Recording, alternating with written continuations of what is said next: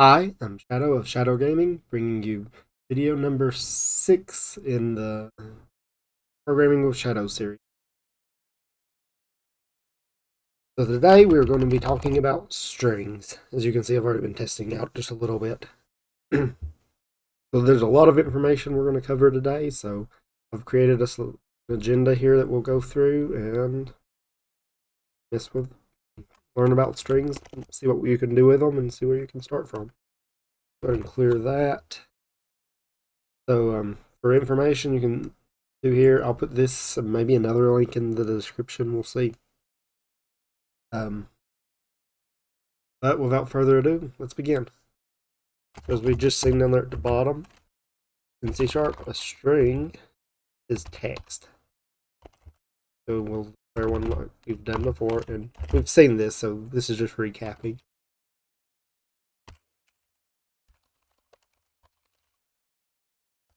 There we go.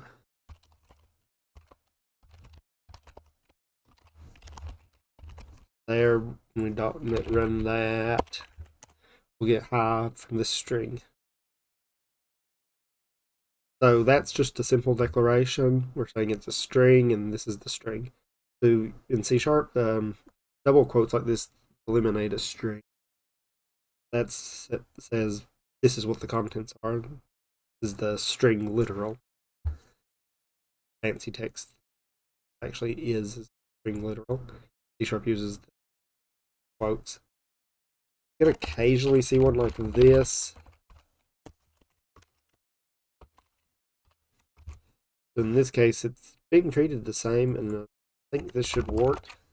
This isn't entirely the same thing. Okay, it doesn't work. Good. So usually when you see something like this, you're coming from another language like Python. C Sharp, that doesn't work. For this, I would need to do a toString here. Now this should work. But let's just say converting it to a string. Not really. So double quotes are a string literal, single quotes are a character literal. Let's undo that one. Let's do another check. Let's see, what else? So we can use string literals. There's also some constant we can use. So that there, two empty double quotes. This is called an empty string. Let's do a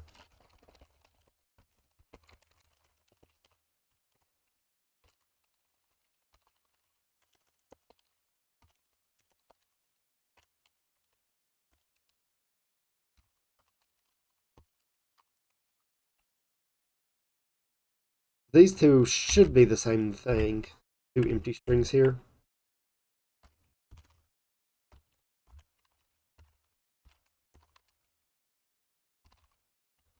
So empty string and empty string 2 here. They should be, if you print them, they should be the same thing.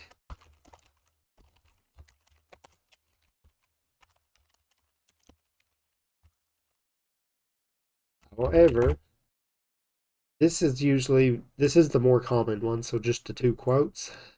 See here, there's two lines here, and they're just empty. There's no text. These two should be the same thing. I usually see this one more commonly. Maybe there's a reason string not empty instead. I haven't actually seen a good reason one way or the other. I know most of the code I see is this version. So where I see this one is if you have a lot and you place. I see this one more if you're throwing it. You can pick whichever one if you need it, and that's just indicating an empty string starting point a lot of times. Let's see. So another thing you'll occasionally see is string path one. You'll see them like a file path. Go to my terminal here. I've got this file path here.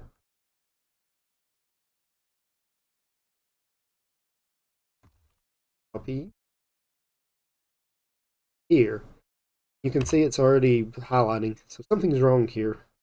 So the next thing we're going to mention is escape characters, and that's what we're already seeing here. Let's actually move this.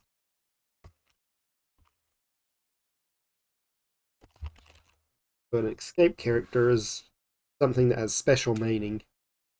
Here, a /u does. I don't know what that /s is, but it's meaning there's special meaning. But that's not what I'm intending. So what I can do to fix that is add another slash. Delete. So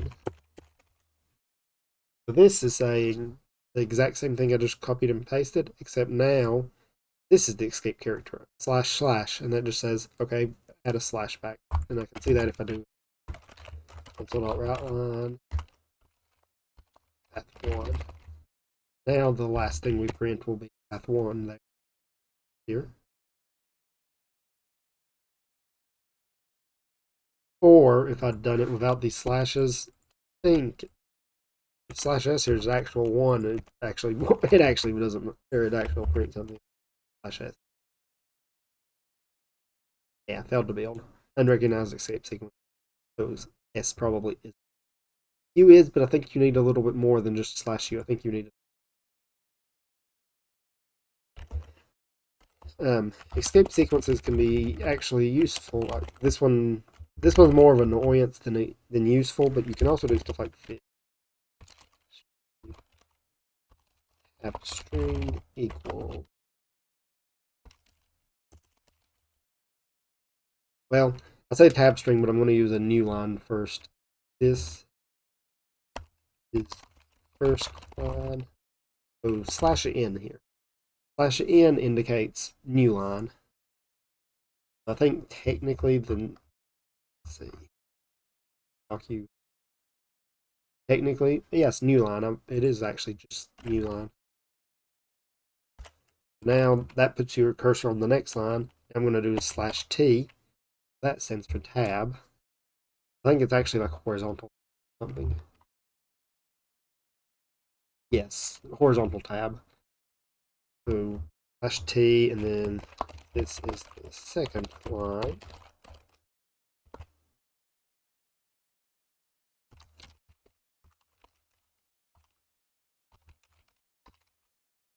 Now at the end here we'll have this text with a tab. The tab here is a big one. That's all based on your settings.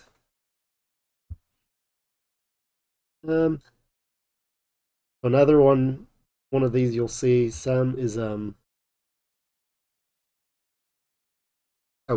if you quote a string to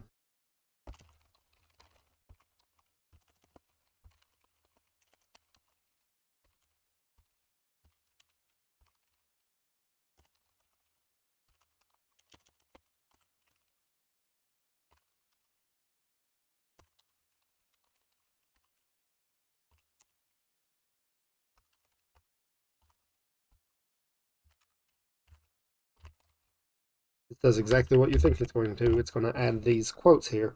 Normally you can't put quotes inside because it messes up the string, because that's what tells it it's a string. But adding the single quotes here fixes that. See here, this is a compiler error now instead. So you can use that to get quotes inside.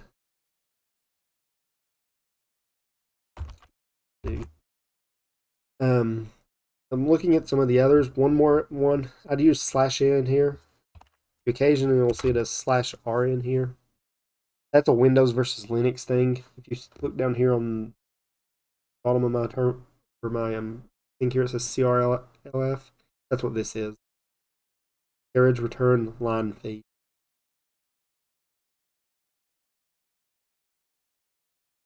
That's what the /r stands for, the carriage return.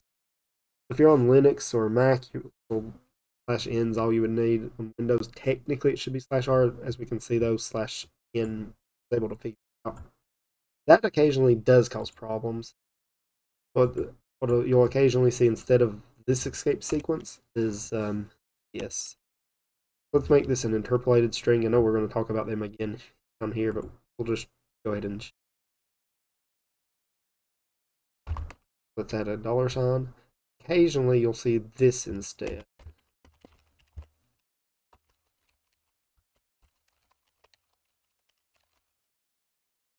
I think that's right. Let me run it.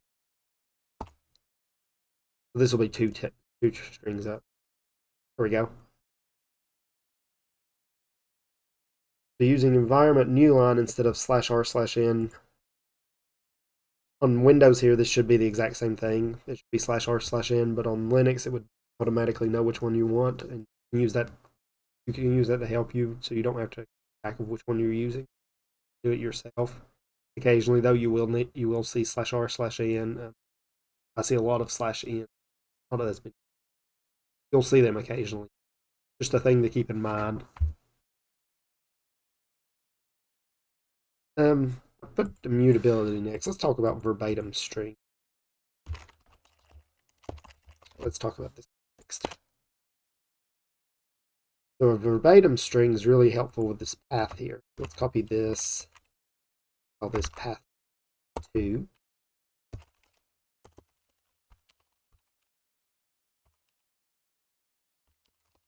Alright, so we seen here this was an error. It doesn't understand the escape sequence.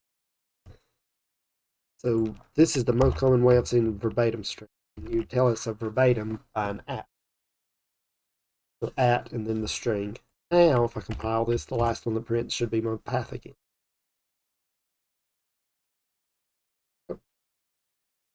Look at even its path from. That's the most common way I've ever seen a verbatim string used is for a path. The other way, occasionally,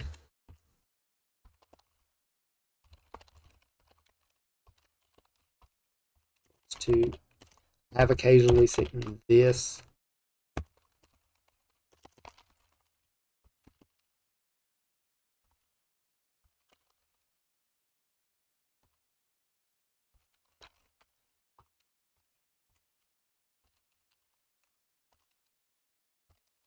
However, I haven't seen this often.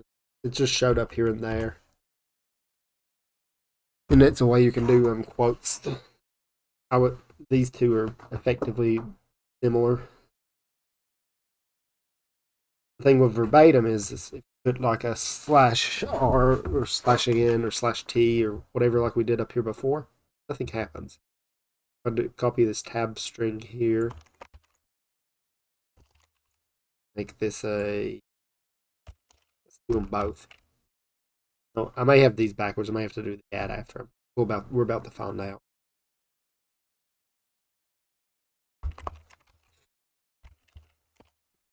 So this says copy whatever this is directly. There we go. And it does take the new line, so it does accept the interpolation, but it doesn't take the /t. So if I switch this to /r/n, it's just going to print all of those text. So you can use them combined.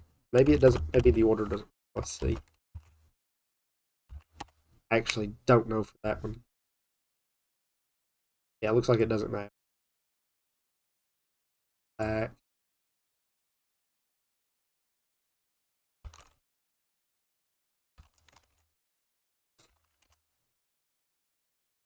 And yep, okay.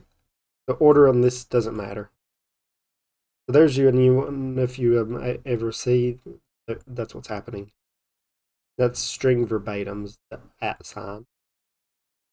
String interpolations, the $.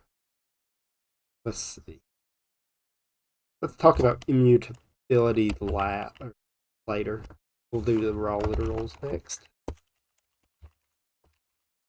So this is a newer feature. I want to say it's like the last two versions, like maybe .NET 7 or 8. I'd have to actually go look and check to make sure, but this is I haven't actually seen these used anywhere yet. Let's do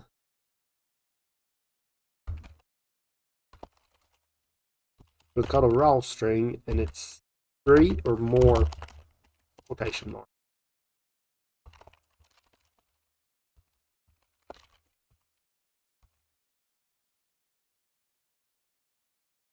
Like I said, I haven't actually seen this used, but I can see where it could be used. It's just not in my line of work right now.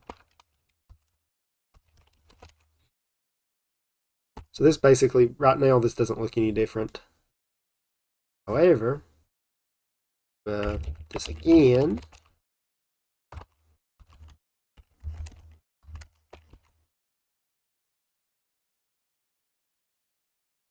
If I do this again, add a space here.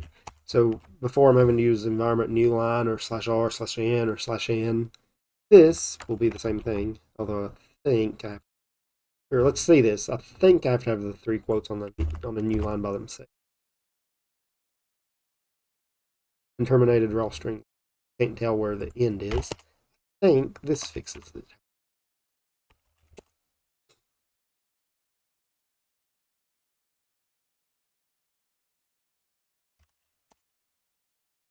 Maybe it has to start on a new line as well. Yes, there we go. So apparently you have to start and end on the empty lines, which probably makes sense.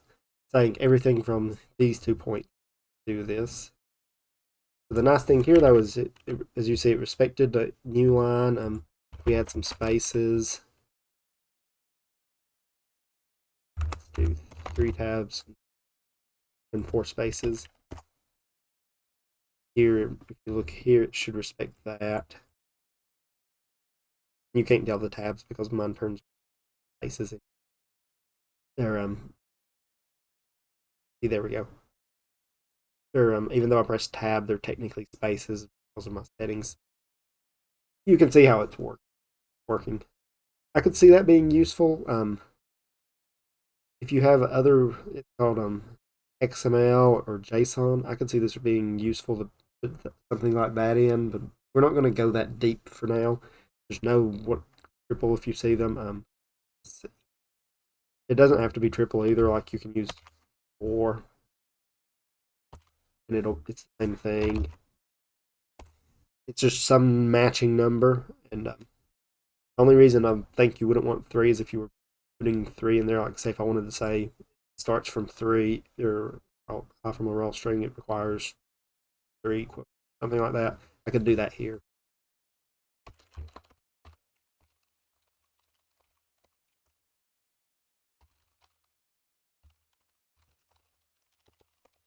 Something like that would work, I believe. But for the most part, I think you would always see on this 3.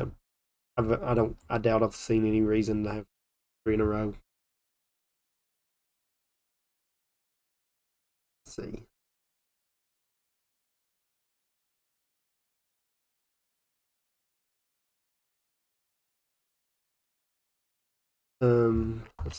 Looks like there might be this might not work. Let me try this one real quick. I'm skimming through the docu. Okay, that one works. This one. I think there's some condition here that it'll tell it that it can no longer. Yeah, there we go. Line does not start with the same white. Line does not start with the same white space as the closing line of the raw string literal. It's behind my mic. So that's just saying that these 2 can't be on the same line. If we back 1 tab, I think it would have worked. I would not. Okay, so it can't be past it can't be past that one. I'd probably do it like this though. I would start it on the new line and then put it at the start of whatever scope you're at. To me, that's what makes sense. Apparently, you can get around that a little bit, but I don't think there's a good reason to. Like I think this will work, but I don't see a good reason to do that versus that.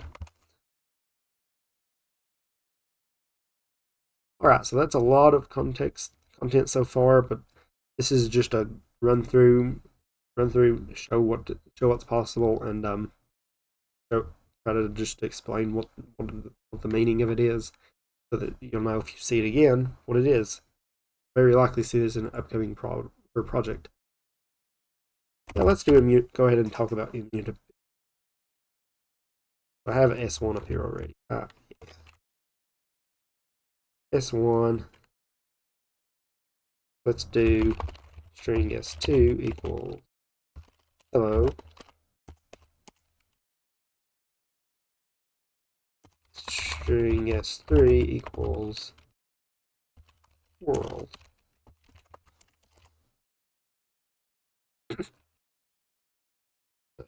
Console.writeLine S2 plus S3. We've seen this before. This is called concatenation. You're basically taking this string and concatenating this string on top of it. So when we print this, we should see what we expect. Hello world, and it does. However, what's really happening here is is something different. Let's look at this.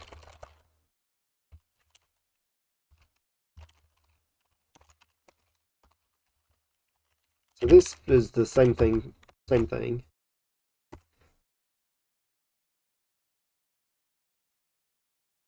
We could also do this.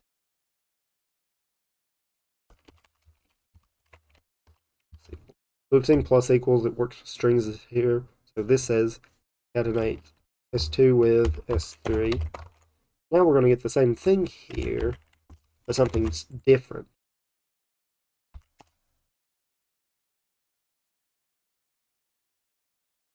So all of these are doing, they look like they're adding these. In reality, what's happening here is when you do the concatenation, it creates a new string. So in the memory behind the first one, there's a string that says hello place.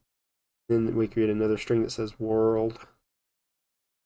Then we create a fourth or another string here, that combination of these. Then we create another string here that takes this, concatenates it this. What that does though is returns a new string and replaces the S2 here. At this point, S2 is no longer hello. It's a process known as garbage collection. So the C# says I no longer need the value hello space. Instead, I'll put in my variable S2 here, I'll put the hello space world instead. And it tells the operating system, hey, I no longer need this, so you can garbage collect this, and it can go away. That's called immutability, though, and all the strings, we're going to look at methods here in a minute. That's what's really happening behind the scenes. All the strings are really returning a new string. They're not changing the old one. They're returning you a new one. That can occasionally show up and cause problems, but for the most part, it just works. If you've ever done Java, you would have a problem with it was hard to tell if a string equals something, like do to I'm going to create S5.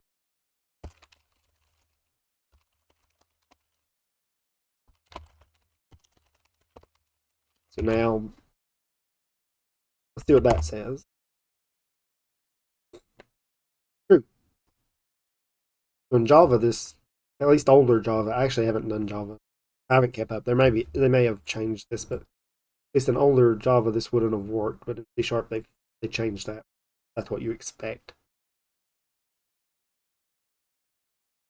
What in Java this would have said was check this memory location and this one, and if they're the same, they're the same.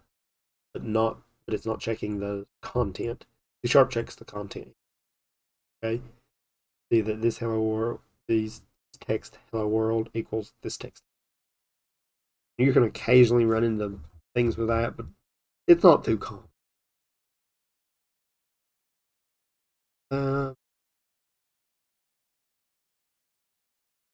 So yeah. So the main thing with immutability, once you create a string, it's going to stay that. You can change it, but what really happens is you get a new. Let's sum it up like that. The fun one. String interpolation. So we've already seen this here and there. I find this one to be most common. Like, I'm going to mention format strings next, but for the most part, string interpolations. Let's do it. Int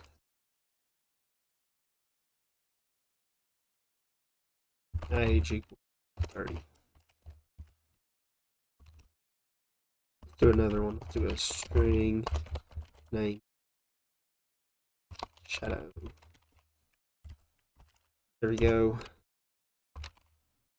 My name is name.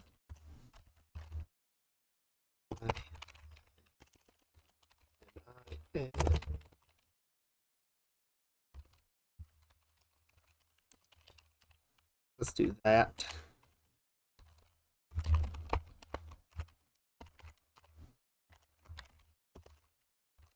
Here, the interpolated string just takes whatever variables you put in, and what really happens is it does a .toString. We show that above with a character array. It's really doing that here, but it's doing it implicitly, so you don't have to. So it's converting this age, which is an int, to a string, name, which is already a string, to a string, and it'll print that.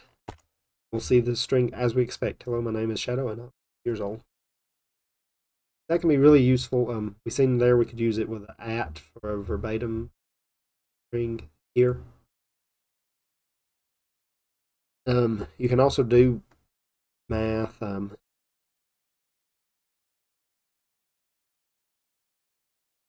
Let's say instead of there's no good math I want to do on that. Do a new one, I guess. Do it int hours equals 40, int age equals 12.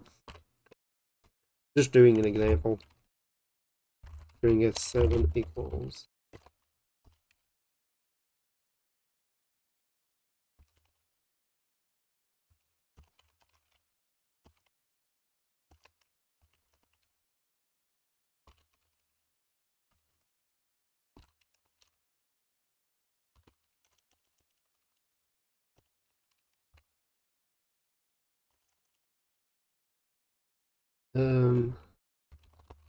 all this right.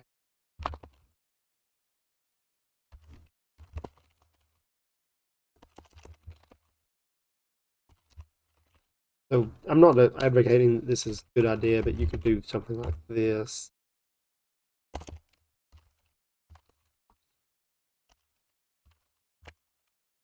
So here we just did all this in one line.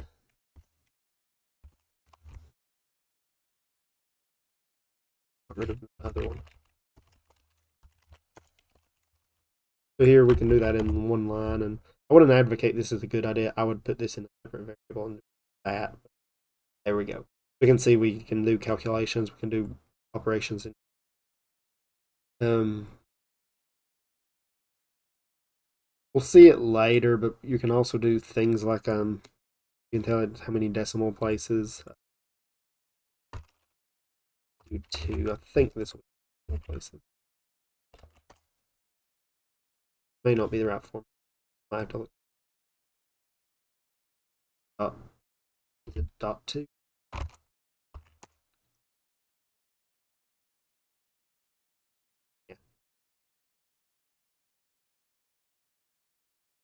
Yeah, there's some format there, and I'm going to scroll through right here in the doc you and see. Don't see it right off. Or we'll look at that when we actually look at a project. There's something here you can format these with. I actually didn't plan on this, so I haven't prepared. I'll have to see what the formatting is. That you can control how things look and with with a character sequence. Let's do copy this right here, and we'll change these to 8 and 9. 8.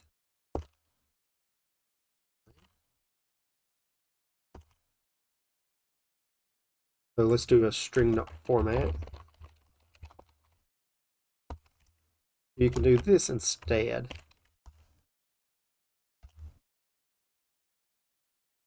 0, 1. Now instead of that, I can pass in name, age. This used to be the only way to do this.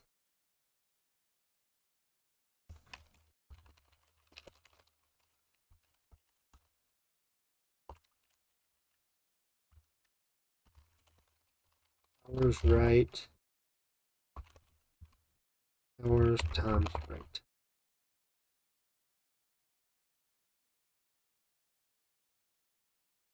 One. I think if I got this right, this will work right offhand. But let's see. I expect these to print the same thing. Oh. Already you've declared these variables. We don't declare them.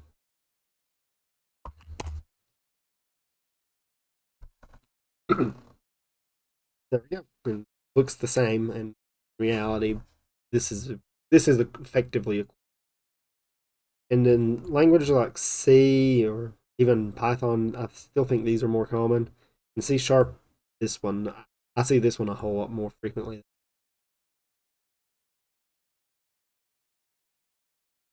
So, there's a very quick overview of string interpolation, string format. As I said, this is just to show you what they are. If you need more, you can look at the documentation, or like I said, we'll look at these more in future projects. In doing that, I think you'll get better handle on how the stuff, the interest on any intricacies of them. Now I'm going over the basics. Next basics are methods, and I'm going to start with indexing. We've seen indexing before, but it's basically a way you can get a. Let's do 10 equals. I'm just going to do the. Let's see. Let's just do.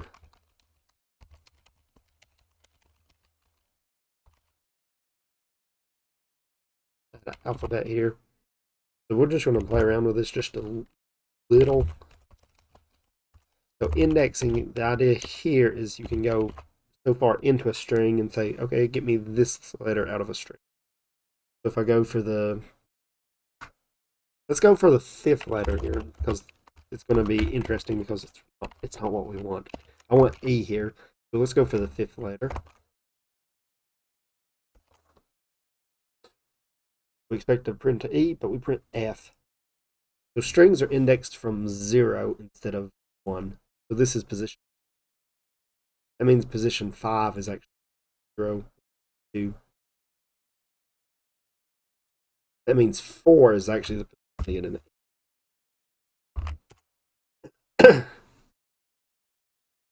There we go.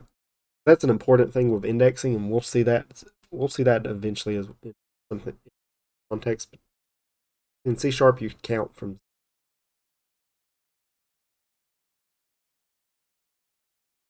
The I'm going to do more, but actually that's about all I want to say. Let's do one. Let's do one more. 4. If we remember the for loop from before, int index equals 0, I less than s10 dot length, I plus plus. If we remember the for loop from last time, this says, okay, initialize the loop to start from index equals 0. Well, it should be index instead of I.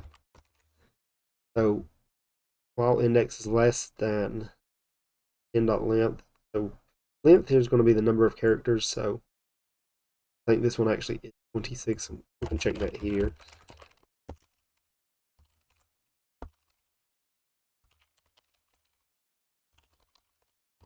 If I can spell it right. Let's do console.write line, S10, S10 at index. So this will put each letter on the different line and go all the way through to. There we go. I can't see the length. Length is 20.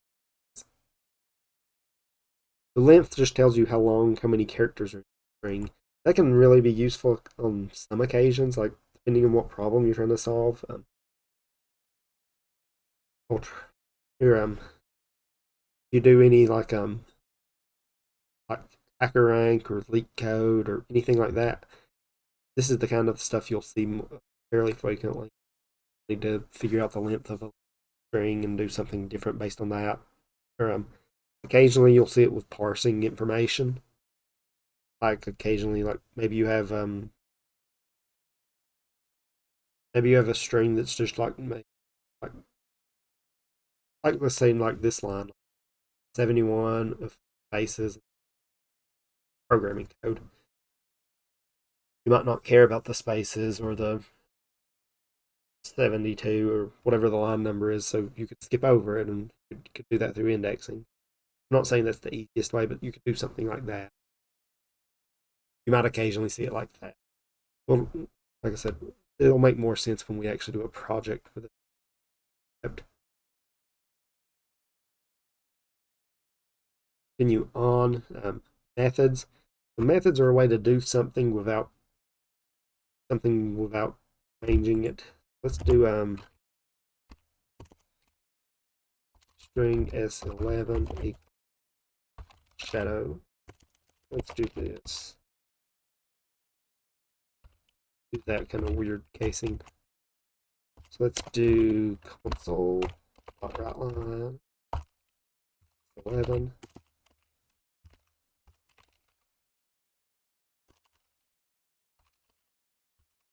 Upper and lower.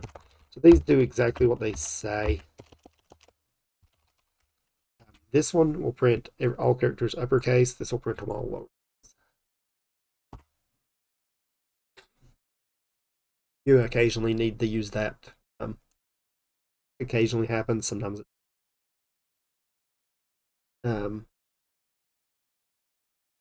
there's other ones you'll occasionally see. I can spell it. Lower and upper invariant. This means if there's something that changes, like if it's in English, we're not going to see anything important with that, but if it's some other language, you might have characters that change depending on upper and lower, and some may be missing. I think if you read the documentation, there's like an example where if you go to lower something will go away, but if you go to upper, it's still there. But occasional things that happen like that.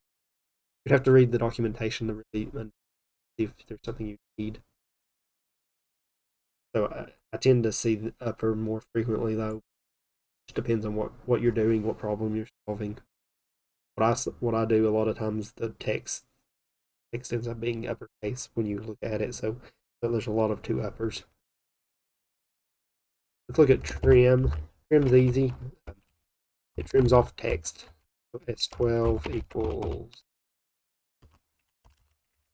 So let's do this.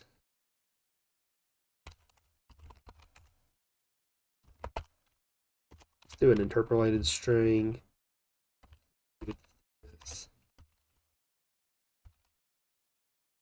So this says the angle brackets around whatever's in S12. Let's do S12 dot trim. No, let's be at here in the center. It may not be the exact, but it's close enough. Trim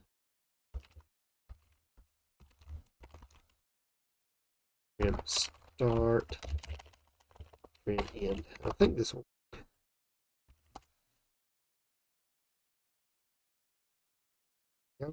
So the original, so trims both sides, so it gets rid of white space, tabs, any kind of white space. trim start, does it at the start, trim it, does it then. Sometimes you don't need to do it all. Sometimes you need to do everything. You can also do it as another character. I think the yeah. Okay, so it does have to be a character. I'm looking at docu. I can do 13 here though. 13.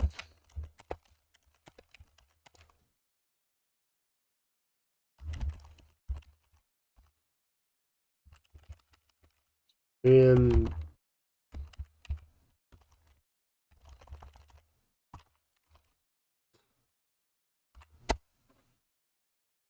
this is either going to error out or work as you expect. Worked as we expect. Good. So there, I told it to trim any B's from this. This example, not really that useful, but this one up here, I see this a lot more frequently than using it to trim other things. Occasionally, like I said, if you do some kind of programming project problem like on LeetCode, you'll see these. That's when you'll start seeing trimming other stuff occasionally. You need to clean up some kind of data, you might use that. Go ahead and look at contains. I think we've looked at it before.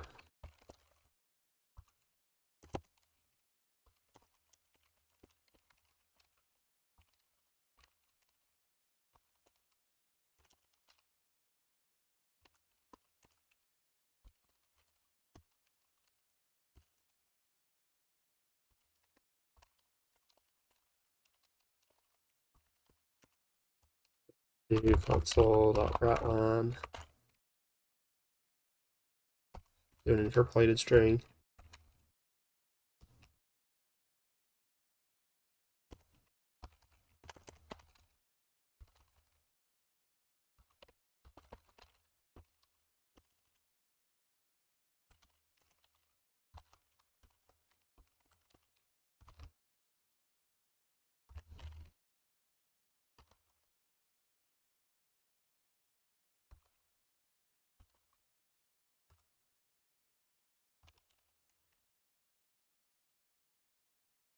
So let's see if this works.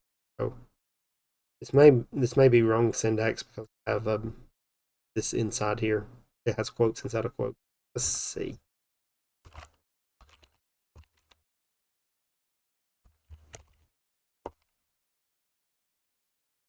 Wanting this to say false, but we may have to adjust. True and false. Let's see. True and false. Nope, it worked. So there you can see that C# knows that if it's inside the interpolation, the brackets, it knows that it treat the quotes as different. We can see here that true and false contains checks if the string contains some word. That's pretty much contains. I find it to be actually pretty useful. Like I see it a lot, and it's basically just a way to say, does this string contain other string?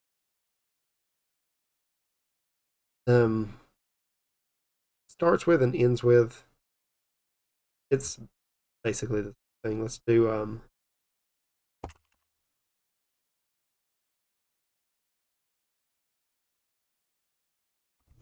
we'll just copy this twice.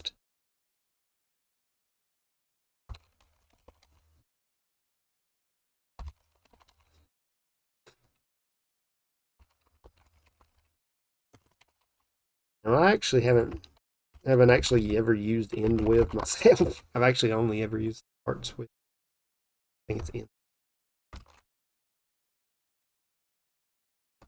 I'll find out. I think it's ends with. It does string 14 here start with shadow, and it does not. It does end with shadow.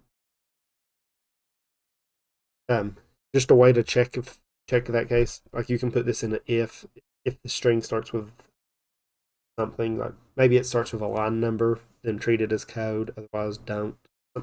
You can do something like that. If it starts with a name, if it starts with something specific, and you occasionally find uses for that. Like I said, a lot of these tend to be more elite code. Let's move this one up. We're running out of time very quickly. So this one, or these two checks are very common. To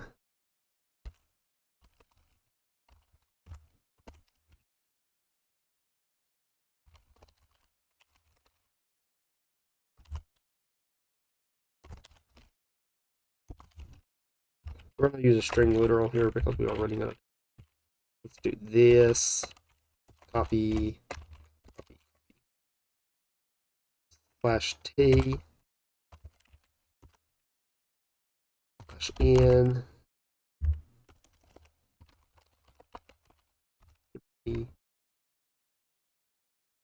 one more.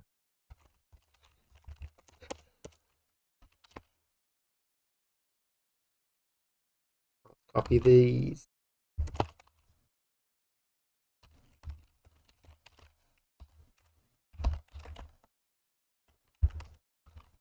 There's going to be a lot of text that I'll print it out here very quickly, but let's see what we think's going to happen.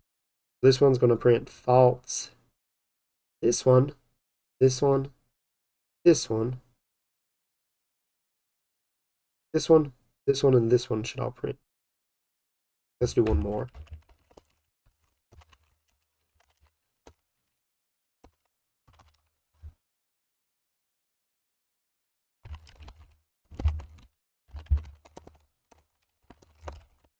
One more, there we go. Alright, so we're going to see false, false, false, true, true, and true. And then this one's going to check for null or white space, so we're going to see false, true, true, true, true, and true. So let's run that and see if we get the outcome I expect. So I see these fairly frequently, and you'll use them to check if something's right or not. So 3 falses and 3 trues, followed by a false and 5 trues. That's exactly what we get. So is null or empty is checking if it's an empty string empty, or null. Otherwise, it returns false. The other one here is checking if it's null or white space. Text, something that can be displayed, it's true.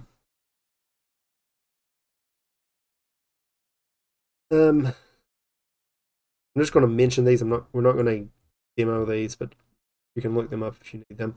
Index of and last index of says, okay, if I have a string, give me the last index where it's mentioned, or the first index. So if I have my string, this string contains shadow, if I ask for the first index of maybe this, let's say that the first index of I wasn't going to demo, let's demo console.writeLine.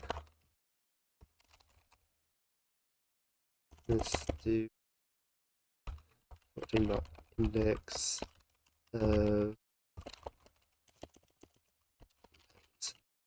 should be case sensitive, so we're going to print out a number here, and that number is going to be 12. 0, 1, 2, 3, 4, 5, 6, 7, 8, 9, 10, 11, 12. That prints out the character of the index of the first character. Last index should do the same thing because there's only one instance. If there was multiple instances, it would it might do different, but I don't have multiple instances of contains in the word, so it should be 12 both times. So you can use these to see if something appears and where it appears, the last time it appears, if it's multiple. You occasionally can do that. Do it with something like replace or remove. I think there's replace or remove. You can use it to tell you how much to replace, how much to remove, things like that. We're not going to demo them at a time. Insert, same thing. You just give it an index and it inserts something into that index. And there can be a little annoyance there, but that's for that one. It's fairly. Look at substring. Copy my string here. 16 though.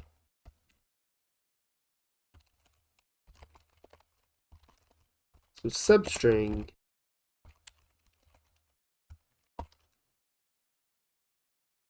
If I call a substring like just like this with see,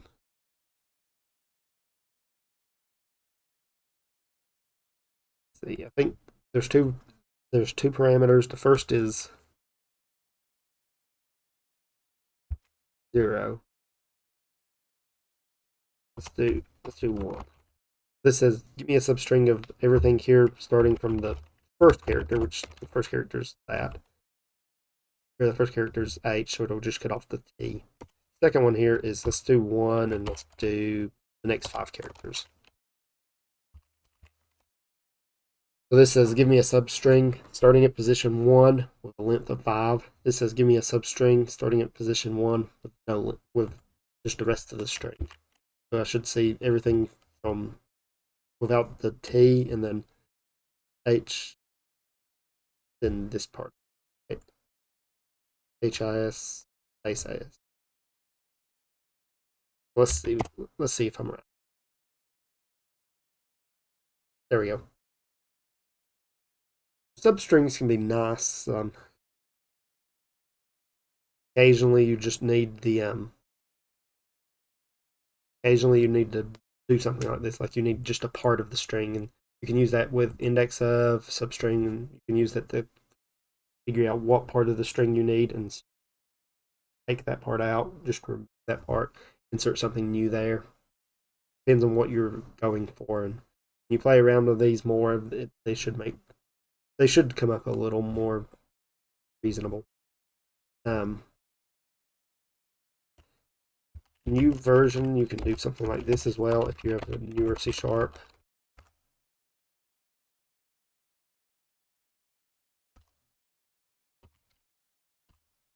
Do that'll be get the last character. Last character is a W.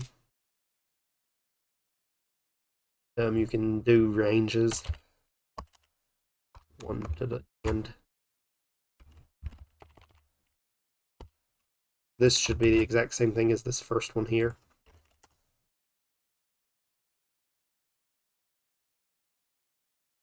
So let's do 1 through 6. This should be the same thing as the string. So it depends on. So this is saying grab me the string starting from the first position through the rest of it, and there's no end. This is giving me the string starting from the first position through the 6th. That's called the range operator, the 2 dots. This is newer, so you don't see it as often, but I've seen it pick up really quickly. So, like a lot of new code, I'm seeing this. You have an IDE, it'll recommend you this to this. I personally like this better, but I could see other people not liking it. Oh, as I said, you can get the last character with a caret 1. Caret's the shift number with 6. That's just substrings, a little bit of range. All right, we'll worry about split later. So let's finish up with pad right, pad left. So let's do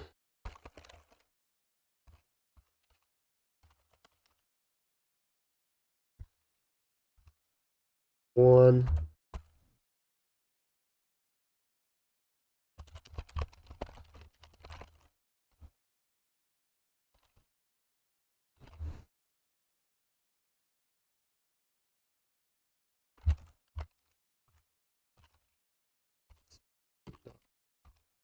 Pad left. Let's do pad left. Pad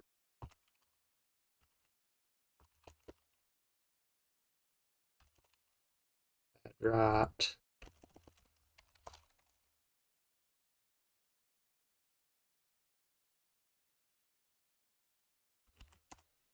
These add spacing on the edges.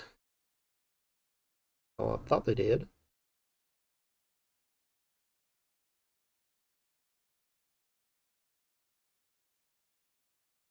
Do it like this.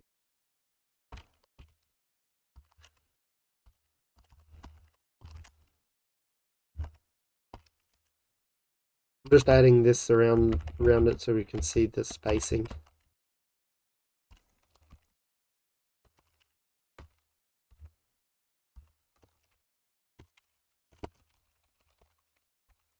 This doesn't work. I may be misunderstanding this myself.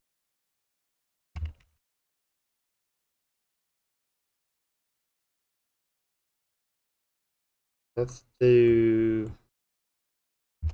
30 of these. You can tell which one I didn't practice beforehand. Okay.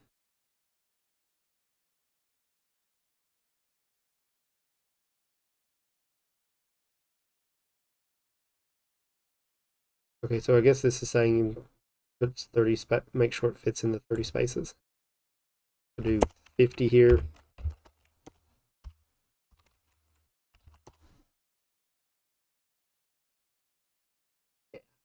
Okay. So it's saying basically it's saying this one add left, you right align the text, so you put that many spaces ahead of it. And the other one's left align and that many spaces adding to the left to make the line 50 spaces long, adding to the right to make. I guess what I was trying to think of was where I've used it before is just with the number, like say the number and then add the number. Let's do that. Let's try an example. So console right line.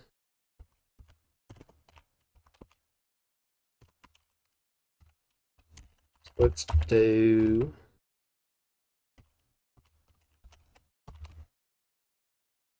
one, add left 3 space 7. This should be the same thing, but this is what I was actually thinking. Let's see if this failed. Forgot the parentheses. Let's try again.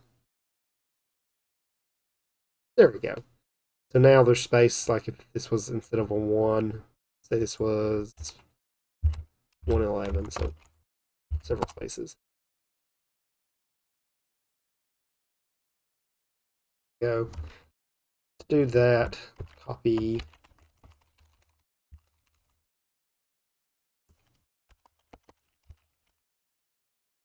Now these will all line up, even though the numbers are different. There we go. It lines up even though there's missing numbers.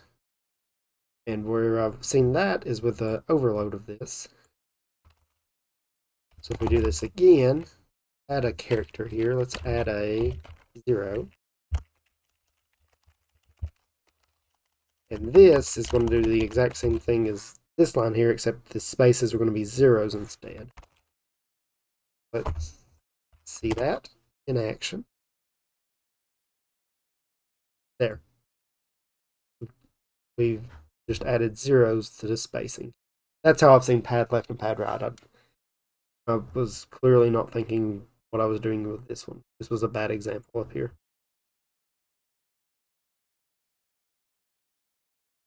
So, pad left basically just lets you add spacing to the start. It says make sure it fits in this length. If not, add spaces or add characters. Pad right is the same thing. You can make these spaces zeros if you like some other character.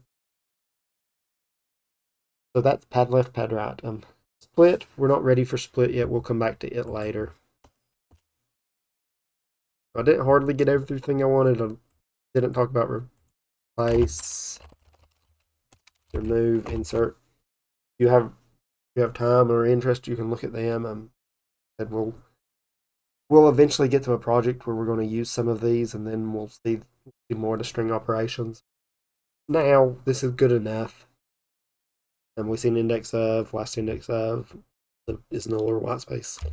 This should be a good starting point. Should get you through most of what you would commonly need.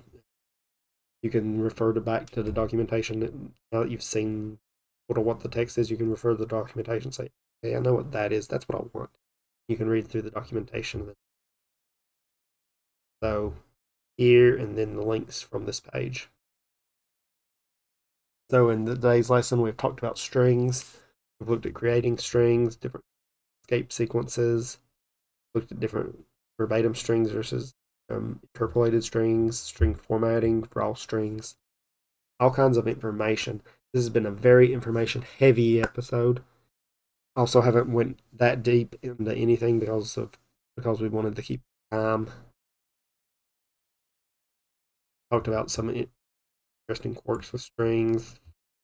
Looked at different methods, indexing methods, different things you can do, different operations you can take.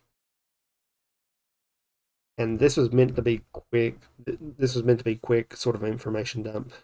Like I said, goal here was not to overwhelm, but to show you, okay, here's something. Here's basically a quick example of what it does. That way you can read the documentation and be able to say, okay, I've seen this, so pair with the documentation and say, okay, I can also do this and I can expand on this. We'll do that as well in projects.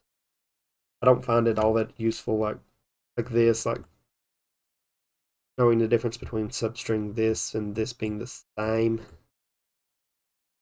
It's when you start seeing them in code that I think they make more sense. So that'll make so we'll get to something like that eventually.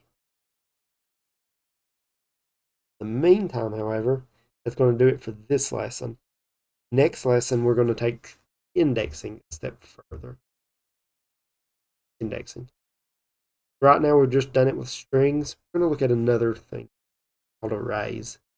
The idea there is basically like the string here, we're treating it as a string, or we're treating a string as a character array, and we'll look at different types of arrays next time. So that's going to do it for this lesson. Thanks for watching and have a wonderful day.